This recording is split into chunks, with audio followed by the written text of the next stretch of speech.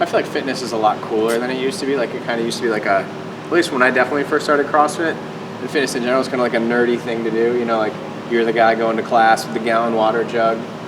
And now I feel like it's kind of like brushing your teeth. Like, oh yeah, I do fitness here. I go do this. Or I go to a cycling class. Or I do CrossFit. Or I do whatever. It's much more normal to just be like, it's just part of your daily routine now, which I think is cool. Because it was not always like that. Like if you were the fit people.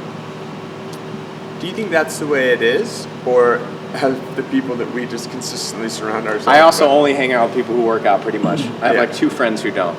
So yeah, maybe that's it. That's what I'm thinking too. I definitely have the rose-colored glasses. When I go into the office, there's like people who kind of like do their own things, but there are people who are like, I don't work out. I'm not gonna do it. I think post-COVID, it kind of became more of a way more thing too, because a lot of people started to think about their health kind of. And in their own way too, right? Like my what is it when you're my wife's sister? Is that your sister-in-law? My sister-in-law like got really into Peloton. And, like everybody started doing their own thing, which I think is cool. Yeah, COVID definitely changed it for sure. Yeah, I always said that was like a positive benefit from COVID, is that people were like, oh, I got to take my health into my own hands. Because you had these people that were like... That was a good way to pass time, even. Not even just like... Yeah.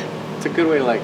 Well, you weren't getting out and moving much, so it's like if you did move, you're like, okay, well, I definitely feel better today. I was definitely more productive with my stay-at-home work. Oh man, if I can just sign up somewhere to never have to sit in front of a computer screen and coach someone through a workout, that'd be pretty magical. I was actually pretty impressed during that time, though, how many people we did Zoom classes at the gym we were running, and how many people just wanted to sit and talk to other people in the Zoom. It was cool. Bringing it back to like a Zoom social, like a hangout. That's exactly what it was. Like we'd do a workout, and I remember I was running classes in my basement. That was an interesting time. I did a class. It was like every day.